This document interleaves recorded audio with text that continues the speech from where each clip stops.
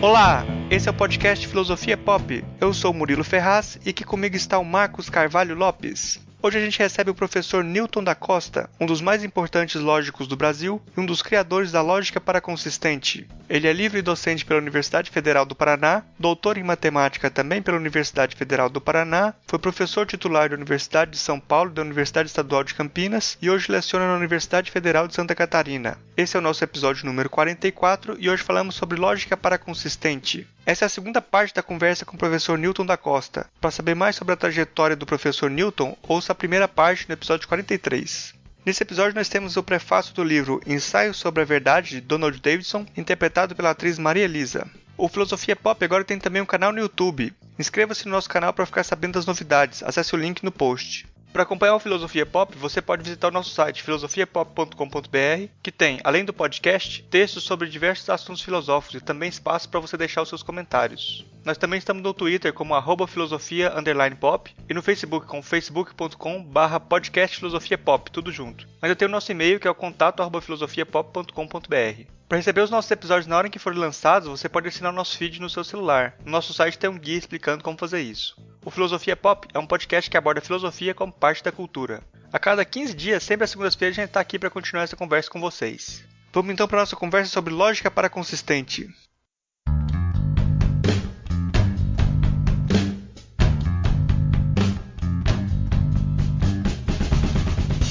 Hoje a gente recebe aqui, direto de Florianópolis, o professor Newton Carneiro Afonso da Costa. Ele é livre docente pela Universidade Federal do Paraná, doutor em matemática também pela Universidade Federal do Paraná e foi professor titular da Universidade de São Paulo e na Universidade Estadual de Campinas. E hoje ele leciona na Universidade Federal de Santa Catarina. A gente gravou um outro programa com o professor Newton falando da trajetória dele. Se você quiser saber mais sobre a vida dele, ouça lá a primeira parte do programa. Hoje nós vamos conversar aqui com ele sobre vários temas mais teóricos, né? A gente vai começar conversando sobre a lógica paraconsistente.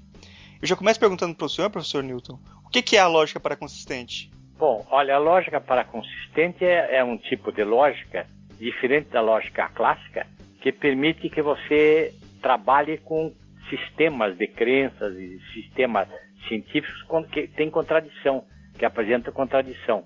O X da questão é o seguinte, você tem que mudar a lógica clássica para fazer isso, porque com a lógica clássica não dá. A lógica clássica tem certas leis, tais que se você tiver uma teoria, uma ciência baseada na lógica clássica, na qual há uma contradição, foi descoberta, deduz-se uma contradição, então a gente pode demonstrar tudo que quiser, tudo que está na linguagem da ciência é demonstrável, ou seja, a teoria é trivial.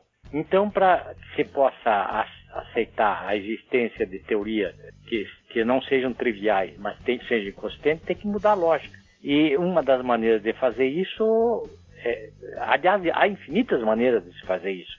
E há muitas delas, hoje em dia, como por exemplo a lógica anotada, tem aplicações inclusive na tecnologia, na construção de linhas telefônicas, na construção de centrais de distribuição de energia, no controle do tráfego aéreo, etc, etc. Então, uma concepção como essa, lógica paraconsistente, que é tremendamente teórica, tem as aplicações práticas mais incríveis. E outra coisa que é fundamental aí, a lógica paraconsistente pode ser vista sob dois ângulos, com uma rival da lógica clássica, porque na lógica clássica não há contradição, em que se pode tratar de teorias contraditórias, etc., e como sendo um complemento, isto é, ela não vai contra a lógica clássica, ela complementa com uma negação e algumas operações lógicas um pouco diferentes da lógica clássica. Então essa é a finalidade. A lógica paraconsistente foi criada, e depois eu faço algumas observações sobre esse assunto, essa criação da lógica paraconsistente. Ela foi criada exatamente isso, para poder tratar de certas teorias que eram aparentemente consistentes, inconsistentes, mas não eram triviais. Até inconsistente quer dizer que nas quais podemos derivar uma contradição. Podemos provar um teorema e, ao mesmo tempo, a negação desse teorema. Por exemplo, a dialética, em algumas interpretações, o que eles chamam de dialética, é exatamente paraconsistente. E uma das coisas que eu fiz com um norte-americano, um autor norte-americano, foi exatamente isso. foi pegar uma certa versão da dialética e formalizar para ver se transformava isso numa coisa rigorosa. E, de fato, pode-se fazer. Então, a lógica paraconsistente, ela também, deixando de lado a parte teórica, que ela, sob certos aspectos, revoluciona a concepção lógica usual, ela tem aplicações como eu disse, as mais incríveis. Então, parece um paradoxo. Como é que uma coisa como lógica puramente teórica, uma coisa que parece que não tem conexão direta com nenhuma coisa vital aqui por baixo da vida, etc., tem as aplicações mais incríveis em física, em tecnologia, em tudo. Essa é a ideia da lógica paraconsistente, que também tem um outro aspecto mais teórico. Na matemática, usualmente, se a gente não tomar cuidado, a gente consegue derivar certos paradoxos, ou seja, certas contradições. Então, estudar essas contradições, analisar de um ponto de vista mais profundo e tal, como as contradições de Cantor, Burali e Forte, e também, especialmente, a contradição de Bertrand Russell, a gente procura-se então uma lógica diferente para focalizar o problema de outro ponto de vista. Agora, se você desejar, nós podemos falar um pouco sobre a história da lógica paraconsistente. Sim, podemos fazer assim, se o senhor quiser. O senhor que é um dos idealizadores dessa lógica paraconsistente, né? Sim, eu gostaria de apresentar em linhas gerais um esquema geral da lógica, como nasceu a lógica paraconsistente. Na realidade, eu comecei a trabalhar em lógica paraconsistente nos anos 50, era ainda aluno da Universidade de Engenharia da Universidade Federal do Paraná. Comecei a trabalhar e tal, e acabei, não sei quem me ajudou, se me escreveram, alguma coisa assim, depois de desenvolver muitos sistemas paraconsistentes, eu vi que um polonês chamado Stanisław Jaskowski também tinha desenvolvido ideias parecidas com as minhas. Ou melhor, as minhas eram parecidas com as dele, embora os nossos sistemas de lógica fossem completamente diferentes. Eu então escrevi para o Jaskowski, consegui o endereço do Jaskowski e escrevi. E foi interessante, começamos a nos corresponder, embora ele logo morresse, pouco tempo depois morresse, e então ficou tudo meio no ar. Mas eu posso dizer o seguinte, independentemente dele, na década de 50, ele mais ou menos por volta de 48, 49, nós edificamos essas lógicas, se chamam lógicas paraconsistentes, ou seja, a lógica paraconsistente. De modo independente, eu em Curitiba, no Brasil, e ele em Torum, na Polônia. Com o passar do tempo, eu vi que algumas outras pessoas se interessaram ou tiveram ideias parecidas. Por exemplo, a Zenro, nos Estados Unidos, aparentemente teve algumas ideias parecidas.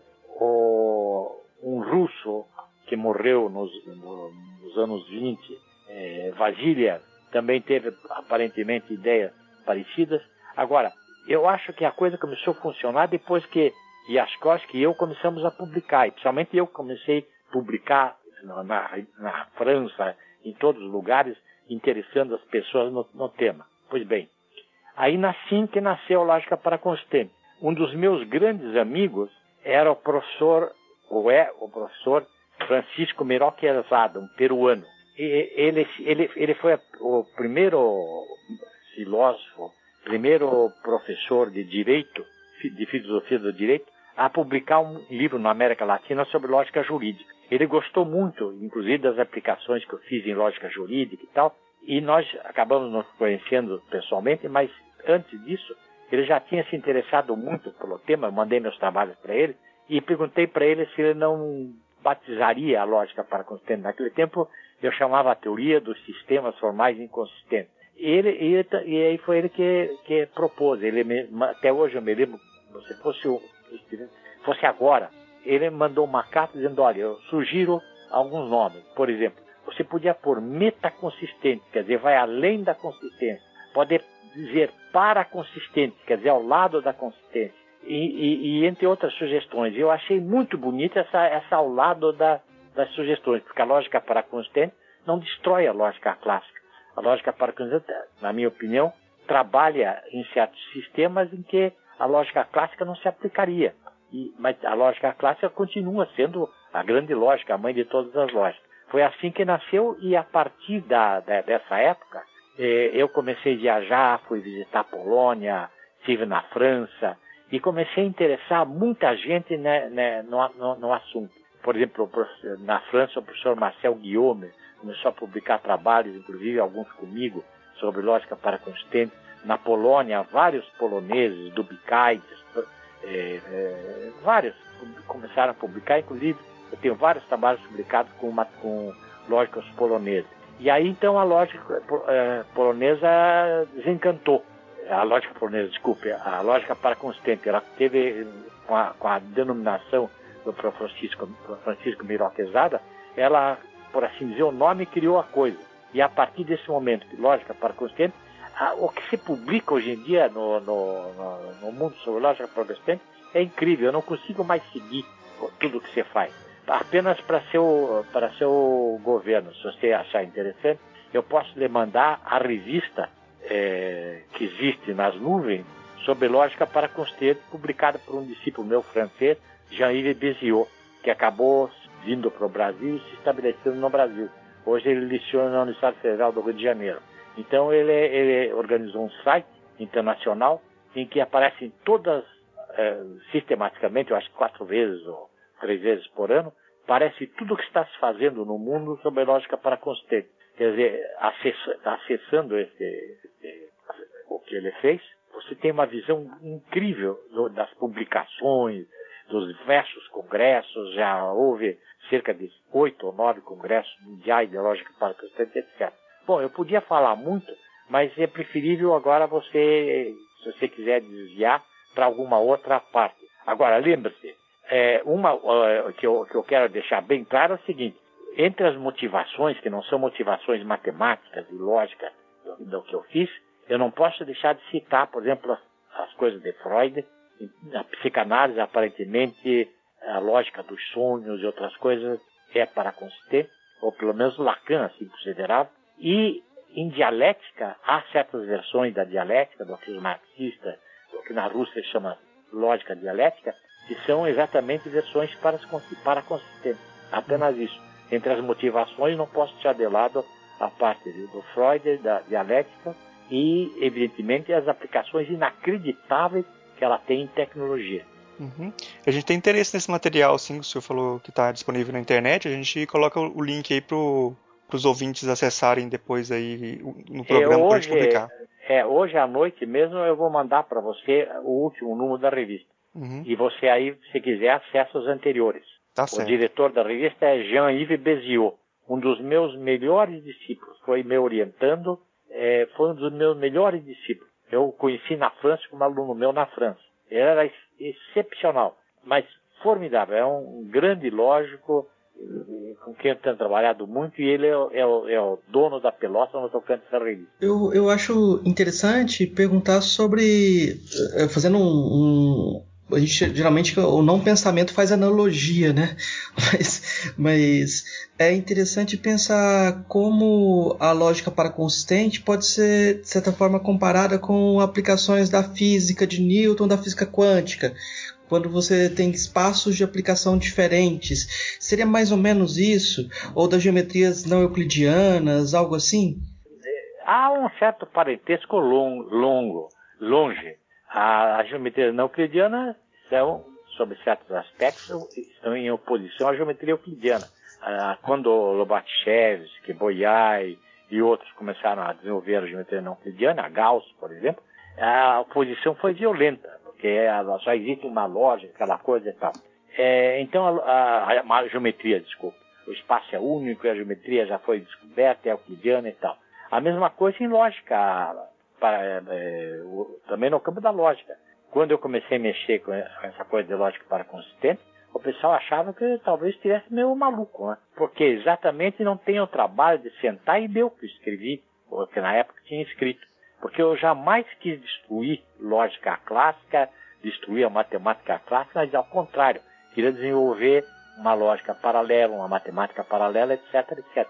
E agora, sobre aplicações. Com um lógico e filósofo argentino muito bom, de Ronde, eu apliquei lógica e mecânica quântica.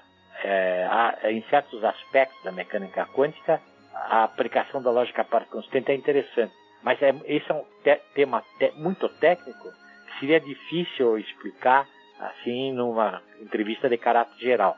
Mas, de fato, há aplicações da lógica em área consistente em mecânica quântica. Em relatividade na física clássica, clássica é toda a física, não é quântica. Na física clássica, aparentemente, a lógica clássica impera e mudar seria contraproducente. Mas no caso da mecânica quântica, aí a situação é diferente. E tenho trabalhado muito com de Rhonda. Tem um problema meio que acho que alguns físicos até dizem que é um não problema e tal, que é o problema da interpretação também dos fenômenos quânticos. O senhor o senhor tem alguma posição sobre isso, assim, da interpretação mesmo, que acho que é mais corrente a de Copenhague lá, né? Não, há várias interpretações. Eu conheço no mínimo umas 20 ou 30. Cada físico quase tem sua interpretação da mecânica quântica. O X da questão, principalmente a mecânica quântica, sobretudo a mecânica quântica, é que me levou à construção da quase-verdade. Uhum. Acontece o seguinte, a mecânica quântica é um algoritmo matemático ao qual se pode dar as mais variadas interpretações. E, na realidade, todas essas interpretações são tecnicamente equivalentes no seguinte sentido. Do ponto de vista empírico, elas salvam as aparências. Ou seja, que eu desenvolvi a teoria da quase-verdade, todas essas interpretações usuais são quase verdadeiras. Elas são absolutamente opostas, completamente diferentes, uma se opõe à outra, mas elas todas nos levam a salvar as aparências. Tudo que eu posso prever e posso fazer com uma interpretação, faço com as outras. Agora, o X da questão é o seguinte, você pode chegar à seguinte conclusão. Então o essencial é que a mecânica quântica seja quase verdadeira e não verdadeira. Não, eu não chego a esse ponto, mas digo o seguinte, mesmo que você algum dia descubra uma interpretação, uma maneira de ser da mecânica quântica que seja a verdadeira, você nunca vai saber, porque várias outras paralelas salvam as aparências. Uhum. Então, da mesma maneira, o caso da mecânica tradicional. A mecânica tradicional, todo mundo diz, não, a mecânica newtoniana e depois foi desenvolvida por Galileu e por outros, ela é essencialmente baseada na lógica clássica, na matemática clássica. Pois bem, existem modelos da mecânica clássica em que são completamente diferentes, em que você pode usar um espaço-tempo totalmente diferente. Eu não posso entrar em detalhes agora, mas há vários espaço-tempos diferentes do espaço-tempo usual que pode servir de fundamento à mecânica clássica. E a mesma coisa na mecânica quântica. A mecânica quântica não relativista, a mecânica padrão, ela se baseia no espaço-tempo euclidiano, e newtoniano, e galileano. Todavia, foram descobertas interpretações da mecânica quântica e maneiras de construir mecânica quântica em que, por exemplo, o espaço-tempo não é contínuo, ou pelo menos o espaço não é contínuo. É difícil explicar o que é contínuo, mas não é contínuo no sentido técnico, é composto de pontos isolados, por assim dizer. A gente estava falando de aplicações da lógica para consistente e tem uma aplicação que eu acho muito interessante na antropologia, no artigo que o senhor fala sobre o Zandi do Congo, que não era atribuída racionalidade a eles, né? Como se eles não tivessem racionalidade nenhuma. Você viu esse artigo meu? Vi, eu acho muito interessante essa aplicação. Eu trabalho aqui na universidade que metade dos alunos são africanos. Então, aquele artigo... Eu trabalho na universidade que é de integração com a África, e aquele artigo é muito interessante para mostrar que como os antropólogos seguiam o problema era de interpretação dos antropólogos, muitas vezes, né? Como Quine diria. Exatamente, A falta de racionalidade está do outro lado da linha, né? Eu queria que o senhor comentasse um pouquinho sobre isso, só porque eu acho que é muito interessante. Exatamente uma das coisas que eu fiz com várias pessoas, como, por exemplo, colegas meus, como o professor Steven French, que hoje é professor aí na Inglaterra, em Leeds e tal, foi o seguinte, mostrar que era possível, se você pegasse, eu não sou antropólogo nem ele, mas você pegando o que os antropólogos da época diziam e depois, mais recente, sobre os Andes, a possibilidade de contradições, etc. Eu estou aqui, estou lá ao mesmo tempo e tal. É fácil verificar que que uma forma de lógica paraconsistente se aplica exatamente às Andes. Os Andes ou as Andes. Eles, na verdade, não usam, sob certos aspectos, a lógica clássica. Eles usam uma lógica paraconsistente.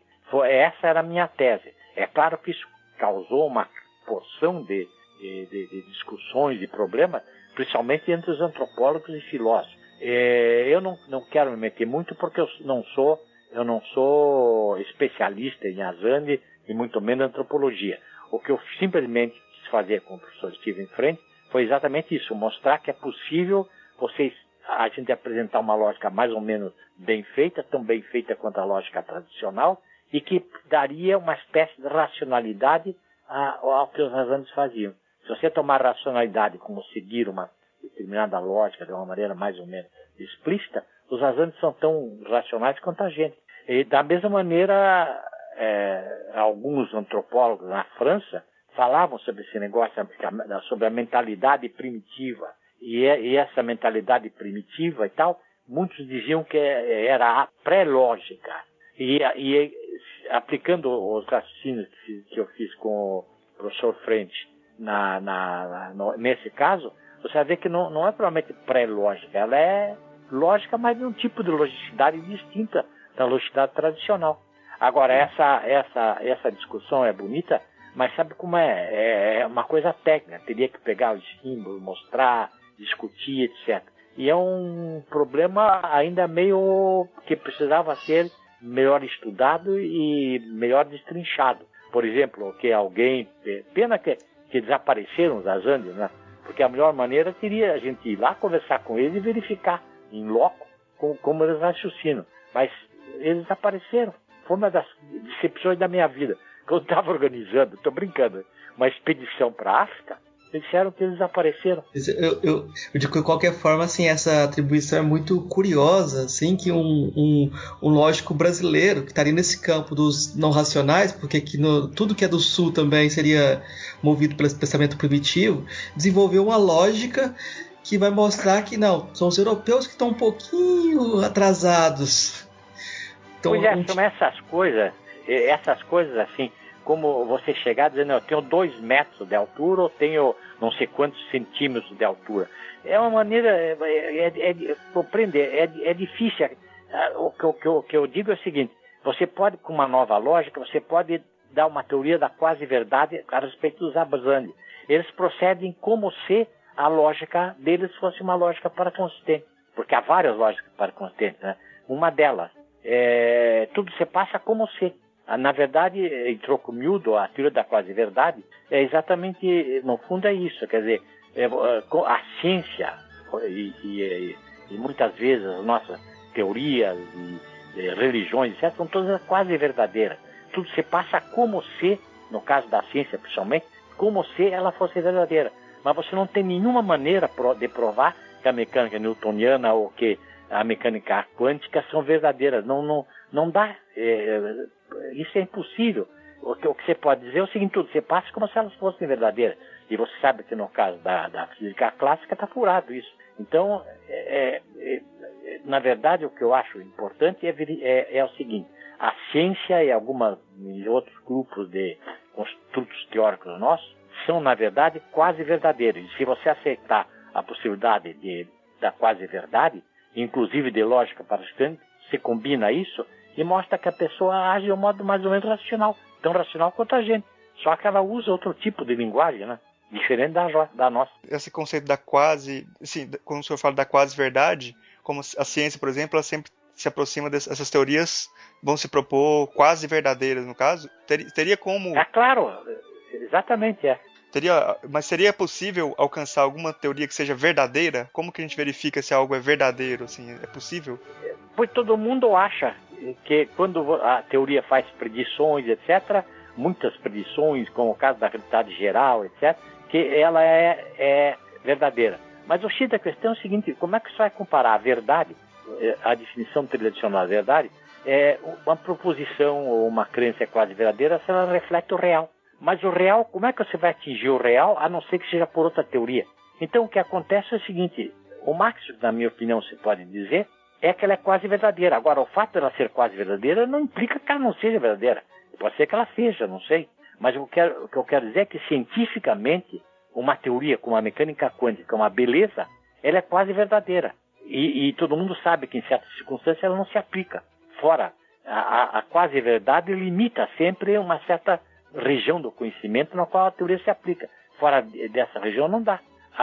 Por exemplo, a relatividade geral, Einstein sempre dizia que ele esperava ser dotado e que alguém mostrasse que a teoria não era verdadeira. Exatamente por isso, porque as grandes teorias, por meio das quais você faz experiências e prevê, etc., isso mostra, não que elas são verdadeiras, mas que elas são quase verdadeiras, que tudo se passa como se elas fossem verdadeiras no sentido usual da palavra. Eu não sei como um cientista vai provar que uma teoria, que uma concepção qualquer é verdadeira. Não sei como é que um teólogo vai provar que uma concepção dele vai ser verdadeira. A não ser que ele diga, né, eu tenho contato com Deus e aí tá, mas aí não posso discutir. Aí também não é prova, né? Pois e também não é prova, mas talvez não seja prova para nós. Mas para uma pessoa que Santa Teresa de Ávila, se não me engano, ela falava com Cristo, etc.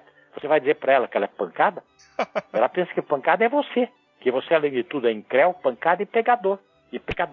Então, essas coisas todas da quase verdade, lógica para consciência, etc., eu sempre me meti em coisa muito quente, viu? Tenho uma boa parte do que eu fiz, é uma coisa pacífica, mas essas são e criam uma ebulição enorme, uma brigalhada desgraçada. Eu, quando ainda era professor no Paraná, um dia, conversando com um padre, eu falei na possibilidade de uma lógica, naquele tempo eu não chamava de lógica palestiniana, uma lógica que pudesse, na qual respeitar uma contradição não invalidasse, uma teoria e tal. Ele me olhou e me disse assim: Padre Monteiro, olha aqui, professor, o senhor é muito jovem, desculpem, eu tenho a impressão que o senhor está ficando maluco. É bom procurar um psiquiatra. Me falou, rapaz, mas você não pode dizer assim com o pai, fala para o filho. Eu fiquei estupefato com aquilo, né? Mas talvez, dentro das circunstâncias, é criado com da maneira que ele é criado, São Tomás da Aquino, Aristóteles, vendo todos os problemas, e aí acha maluco uma pessoa querer fazer uma lógica diferente. Um dos meus melhores amigos na Universidade do Paraná, colega, professor lá, era o professor Jaime Machado Cardoso. Uhum. Nós éramos amicíssimos. Ele lecionava geometria no curso de matemática na Faculdade de Filosofia, Ciências e Letras, e eu análise de matemática.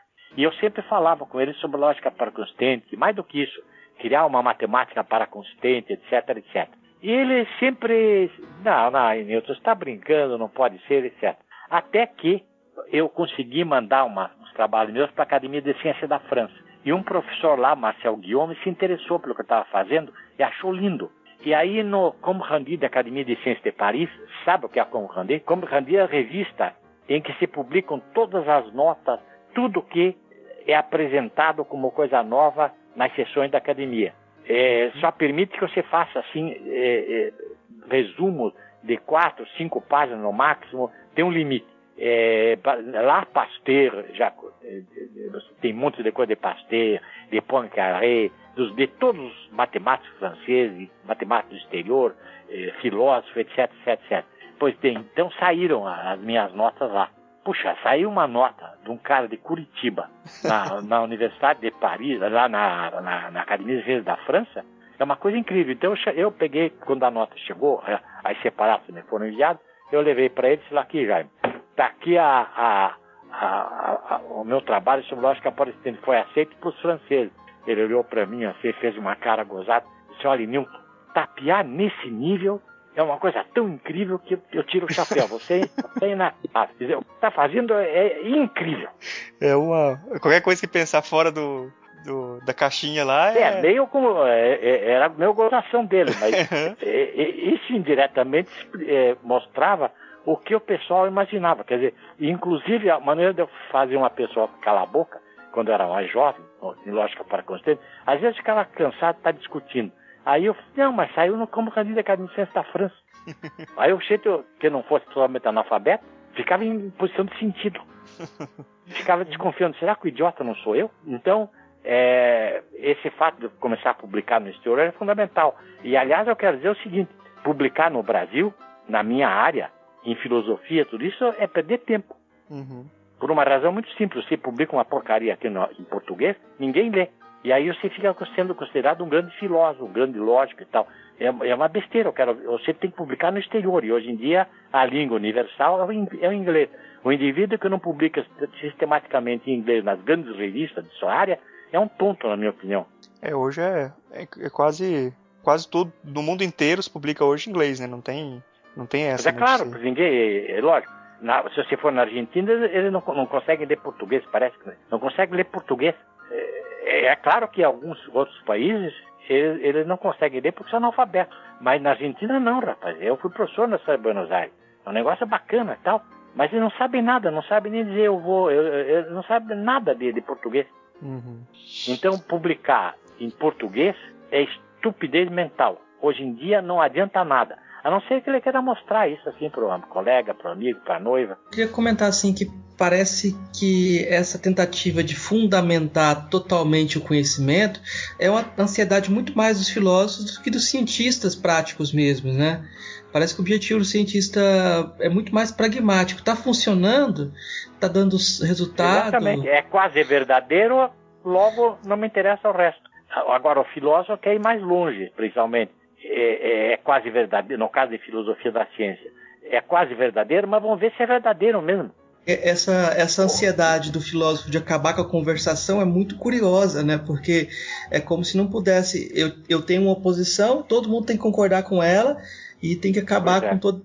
Isso é muito, muito sintomático, né? De como a gente mantém a profissão. Não, e depois tem o seguinte. Em filosofia, essas grandes teorias filosóficas e tal, grandes filósofos e tal, a maior parte das coisas que eles dizem, no máximo pode ser quase verdadeira. Mas você não consegue provar nem dar contra-exemplo de que o negócio não funcione ou não seja verdadeiro. Provar que é verdadeiro é impossível. E provar que é falso também é. Então você pode dizer o que quiser, a mesma coisa que religião. Essas discussões e se matam e se arrebentam, essas coisas ideológicas, é uma discussão idiota, tonta. Você esgrima por besteira, você não tem condição de saber se funciona ou não funciona, a não ser em casos muito simples. E no caso, por exemplo, de ideologia, né?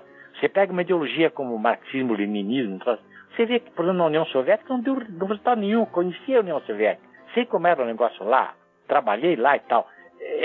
É uma discussão, eu ficava estupefato, que havia gente discutindo loucura contra marxismo, a favor de martírios, etc. Isso é uma discussão tonta, na minha opinião, no seguinte sentido, é batuta, discorrer, criticar, para tornar a coisa mais interessante do ponto de vista lógico, arrumar e tudo. Mas agora, querer provar que isso é verdade, não dá. Uhum. Você não tem condições de provar, é impossível. Acaba que a importância nessas teorias acaba sendo manter uma consistência interna, né? Porque para fora não tem como provar nada. Quase verdadeira no máximo. Uhum. Inclusive pode ser quase verdadeira e para-consistente. Não ser consistente no interior, ser para-consistente. Uhum. Nada impede disso. Então, o que a minha vida toda foi sempre isso. Um dos aspectos, pelo menos, foi lutar pela quase verdade e tentar mostrar o que os filósofos já deviam saber e que aparentemente às vezes não sabem, é que as grandes teorias que eles apresentam, na verdade, você não tem nenhuma condição de saber se aquilo é verdadeiro ou é falso. A não ser na parte que toca todo dia, que você não vai discutir, que a neve é branca e outros bichos assim. Mas o caso contrário é uma discussão vã, a não ser que seja discutir, como por exemplo fazer poesia. Eu quero discutir para a teoria ficar mais bonita, etc, etc, etc. Mas querer fazer isso para decidir se é verdadeiro ou falso, eu não conheço caso nenhum na história em que uma teoria científica alguém provou que era verdadeira. Não dá. A não ser que a teoria seja trivial. Mas se a teoria não for trivial, se tratar de coisas simples, por exemplo, toda galinha gosta de milho. Bom, aí tá bom. Eu não vou colocar, não vou dizer que isso não é verdadeiro. É para lá de verdadeiro. Porque, inclusive, a quase verdade envolve... A verdade é um caso particular de quase verdade. Agora, você pegar as grandes teorias em ciência, em filosofia, e querer dizer que elas são verdadeiras e que você tem condições de provar verdadeira, é uma besteira. Eu acho que não existe cientista nenhum mesmo os grandes teóricos como Einstein, como Newton, como hoje, principalmente, Heisenberg, Bohr e tal, propõem a teoria dele como sendo absolutamente verdadeira, refletindo o real. Como é que eu vou saber que a minha teoria reflete o real? Talvez você diga, não, eu tenho uma certa intuição que permite ver, aí o que é que eu posso fazer? Não dá, né? Mas eu acho que mesmo hoje, no discurso científico ainda, você ainda tem um certo discurso de que a ciência é muito objetiva e que você vai aos poucos filtrando ali, e se aproximando da verdade, e parece que há uma expectativa de que um dia você chegue a essa verdade. Você não encontra assim, esse tipo de discurso no discurso científico? Eu não me oponho a isso, Talvez pense que dizia esse negócio, que você, com a teoria, com o pragmatismo, você vai mexendo, e no fim você obtém a verdade e não uma aproximação da verdade. Eu não tenho nada contra isso. O que eu acho é que talvez daqui a 10 milhões de anos a Terra não exista mais. A gente nem existe a filosofia nem nada. E aí é uma discussão vã. Não, o que eu quero, eu não penso para aqui 2 milhões de anos, o fim do mundo. Eu falo no momento. A ciência, no momento e nos próximos séculos, ela é quase verdadeira. As grandes teorias funcionam porque são quase verdadeiras. A teoria da quase verdade é a essência da ciência. A ciência não busca dizer isto é assim, mas tudo se passa numa certa área como se fosse assim. E isso aumenta a importância da probabilidade, né? Então. Claro, porque geralmente por baixo disso tudo eu empreguei cálculo de probabilidade, a gente usa cálculo de probabilidade em ciência, em mecânica e tudo, é absolutamente fundamental. E o que você pode ter é alto grau de probabilidade de que uma coisa de fato seja assim. Isso sim. Eu só destaquei esse negócio da probabilidade porque senão fica parecendo que é tudo relativo. Não, nada disso. É uma crença verdadeira quase justificada.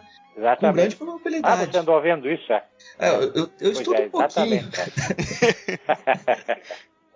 Agora, veja bem, eu não quero converter ninguém para meu pensamento. E, inclusive, a gente encontra gente que faz, como Heidegger, pega a teoria dele, aquela coisa toda que ele fez, e para ele aquilo é verdade absoluta. Aliás, nem fala de verdade, aquilo você vê.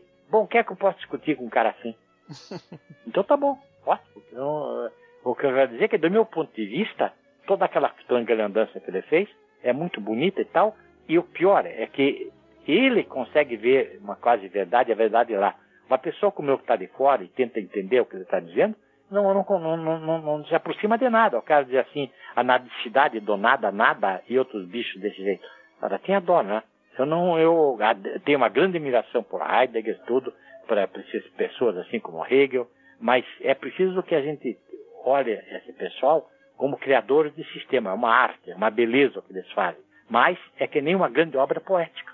O Corvo, por exemplo, do Poe, é uma beleza. Ou uma grande obra musical. Dizer que a música reflete o real. O que por exemplo, Debussy, na verdade, procurava descrever o real e não sei o que, a música descritiva. Ou que, sei lá, a filosofia reflete o real, para mim é ótimo.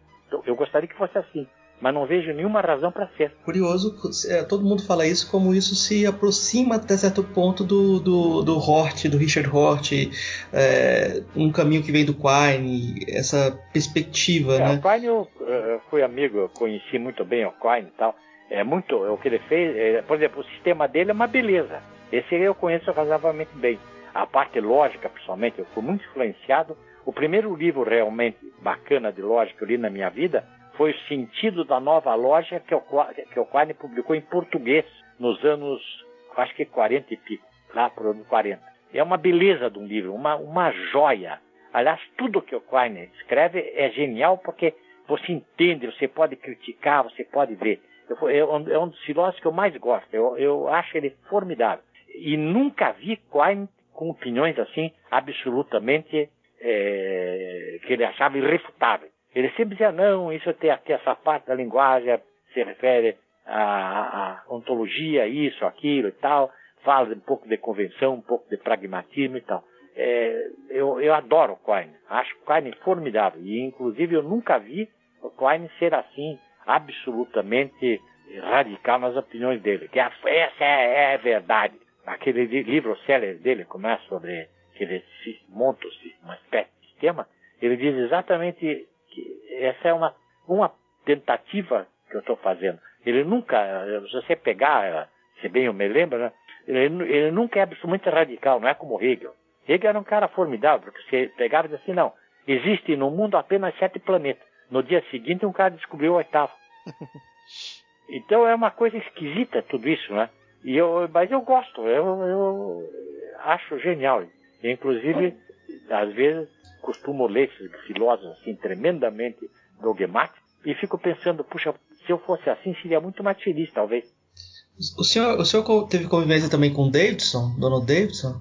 Eu gosto muito das coisas, inclusive eu conheci o Davidson quando fui professor na Austrália. Era um jeito formidável, um camarada brilhante, quase tudo que ele dizia e fazia, você podia divergir ou aceitar. Era claro, de tudo, era humanamente uma excelente pessoa. Gosto muito. E ele adorava o Quine. São muito. O Davidson também, se colocar estão no mesmo caminho, estão fazendo um trabalho conjunto, dá para colocar todos nesse universo de uma desmistificação da verdade e etc. Né? Sei. Ele não tem um trabalho mais ou menos assim, com esse título, parecido pelo menos? Ele fala que ele tem um artigo chamado sobre a tolice de tentar definir a verdade.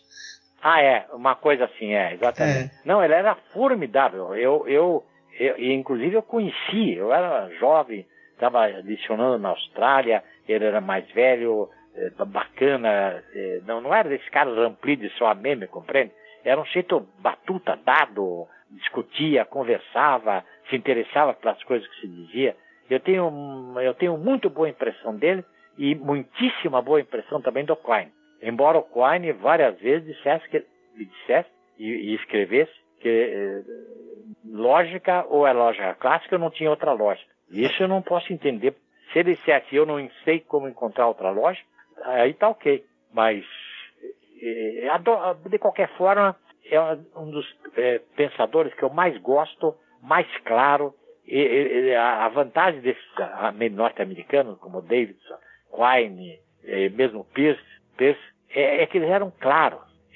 Por outro lado, também eu gosto muito só que não tenho tempo, né, para estudar com mais vagar, filósofos como Jasper, como Hegel, como Heidegger, que vale a pena, são formidáveis, apesar dos erros que cometiam, são excelentes. Heidegger tem inclusive a contraparte dele como ser humano, que era horripilante, né? O cara era nazista, malandro, tudo que se quiser. Mas de qualquer forma, a obra dele, aquele livro célebre dele, que é o livro da vida dele, é uma beleza. Só que começa com a nadicidade do nada que nada, e a nadificação do nada, e aí a pessoa perde. E eu comecei a ler lá, fui até um pedaço e não consegui continuar, porque é mais fácil para mim estudar análise funcional e mecânica severa que trabalhar um cara como Heidegger. De todos os filósofos que eu mais aprecio e que praticamente li quase tudo, é Bertrand Russell. E que parece que eles escrevem para não serem entendidos, né? Pois Bertrand Russell, inclusive, não quer dizer que eu aceite as coisas dele. O que eu acho é interessante, eu gosto dele. Eu não só leio pensadores, filósofos e tal, porque eu concordo. Isso é tontice, ao contrário, eu até gosto disso que eu discordo. Desde que não sejam filósofos triviais, né? Para puxar um pouquinho aqui da lógica pro lado da computação, que na conversa preliminar o senhor falou que gostaria de falar para esse lado, o senhor estava trabalhando aí com a lógica paraconsistente, com as verdades da mecânica quântica, e hoje parece que estão surgindo também os primeiros protótipos aí de computadores quânticos, até em teoria, mas também tem um problema que até para programar esses computadores você tem que pensar numa lógica diferente, né? Você acha que a lógica paraconsistente seria útil nesse sentido? Eu acho que a lógica paraconsistente seria útil nas interpretações da mecânica quântica. Na verdade, na parte algorítmica é puramente clássica, é matemática tradicional, é análise funcional clássica. Então, nas interpretações é que você podia mudar um pouco, mas de qualquer forma, essa maneira de encarar a mecânica quântica, assim, do ponto de vista em que você está falando, não é comum.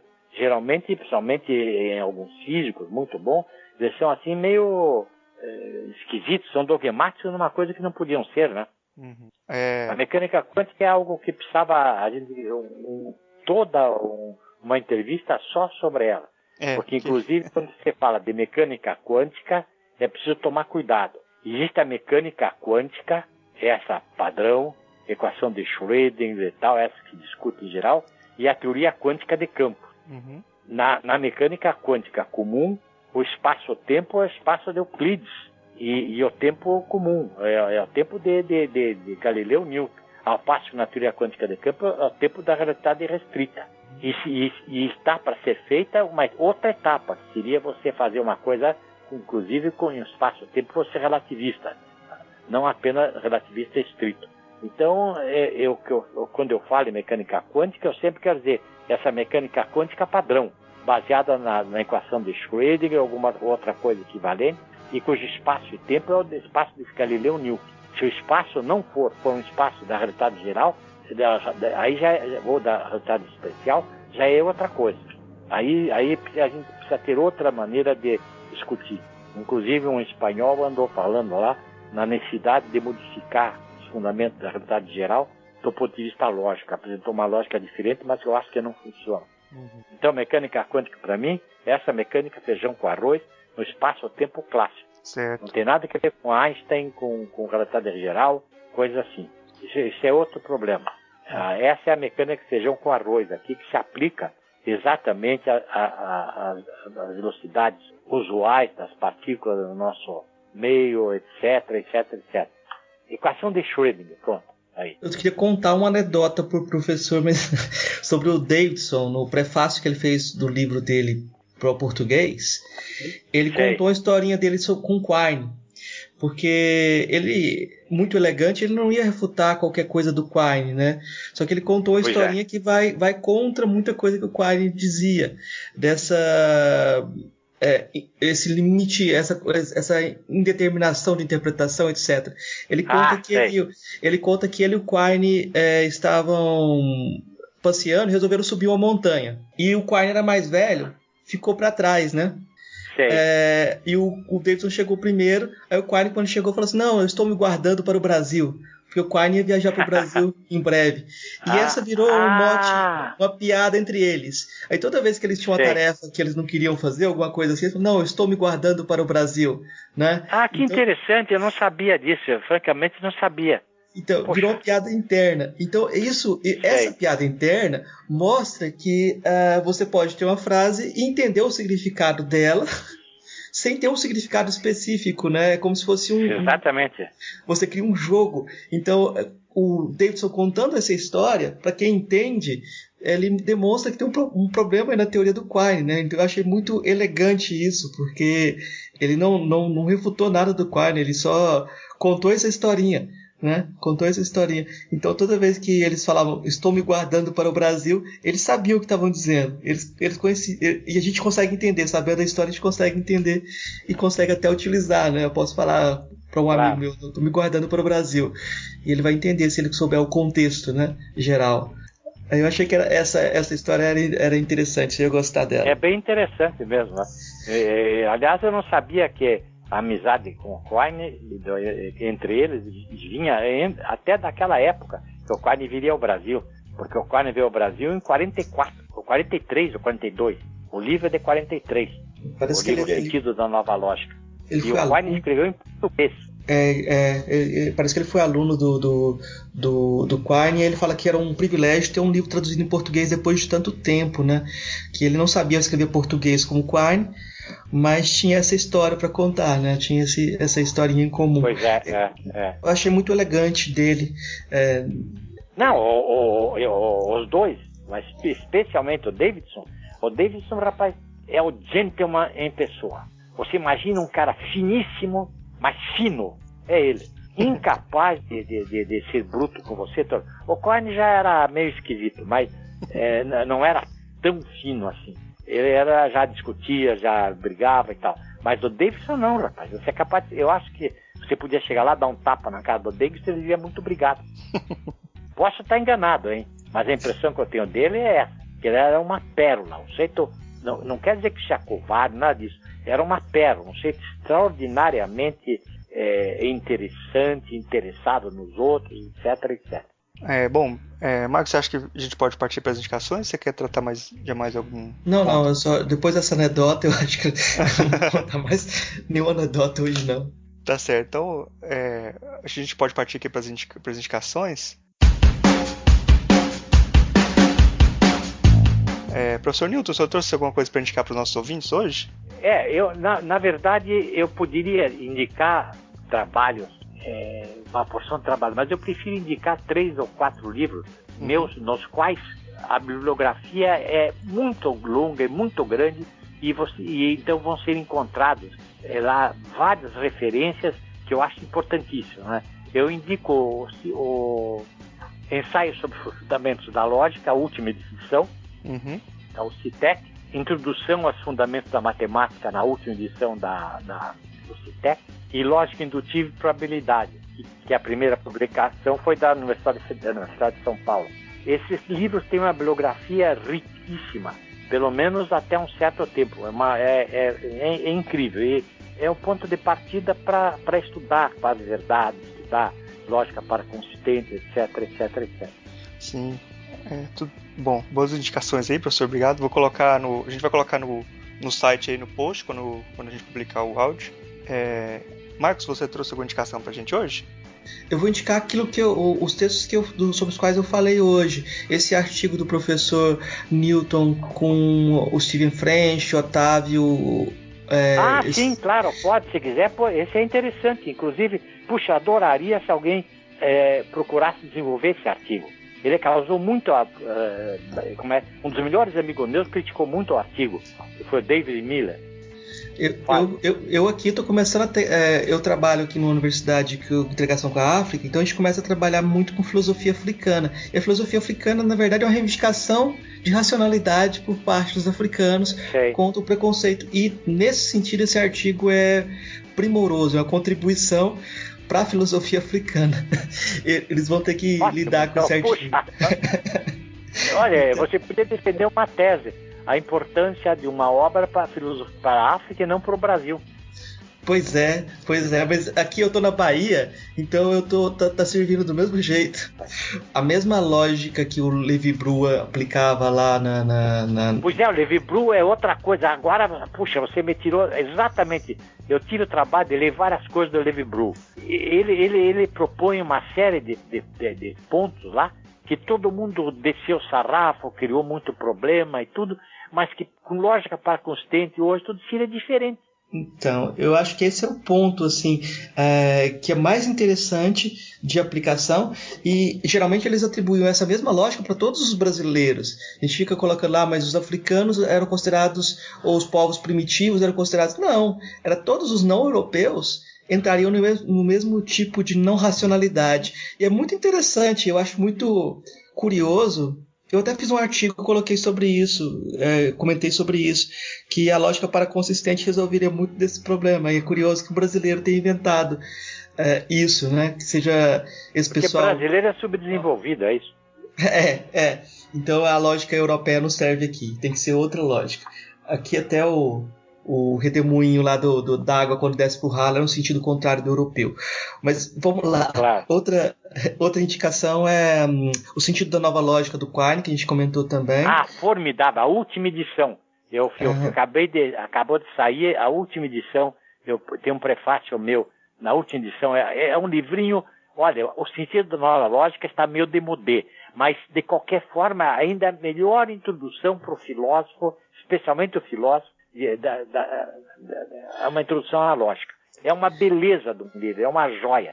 E mais do que isso, foi o primeiro livro que eu li de cabo a rabo, e foi o livro que realmente eu decidi me dedicar à lógica. E mais uma indicação, A Negação do Freud, na edição da Kozak Naif, que tem também um texto do senhor também no livro, né? Eu acho que é bom que pega essas duas. E se o pessoal quiser procurar os ensaios sobre a verdade, está em português, Ensaios sobre a Verdade, do Donald Davidson. Quem souber inglês vai procurar o Donald Davidson. tem a tradução de ensaios, um conjunto de ensaios só sobre a questão da verdade, né? Então sei. Esse livro que eu falei do prefácio.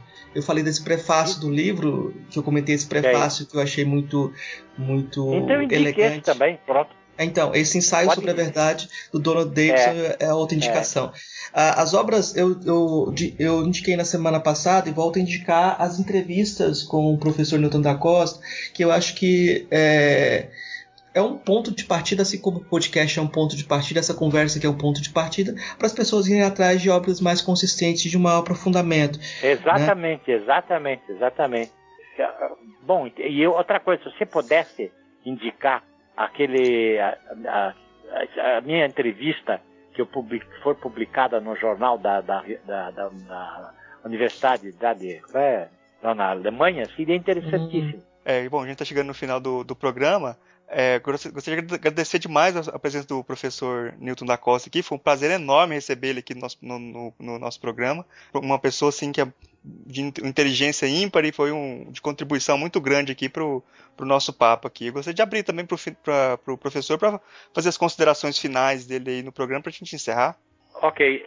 Na verdade, eu quero dizer o seguinte: fiquei muito satisfeito em ser entrevistado por vocês, especialmente porque acho que essa minha entrevista vai ter uma certa divulgação, principalmente entre jovens aqui no Brasil.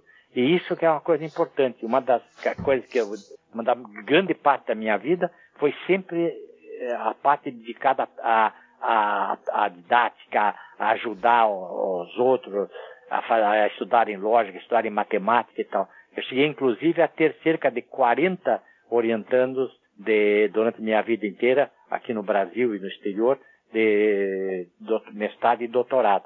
Então, fico muito satisfeito e espero que essa entrevista tenha alguma repercussão. Por menor que seja, ficaria muito satisfeito. Foi um grande prazer e foi realmente uma satisfação conversar com vocês.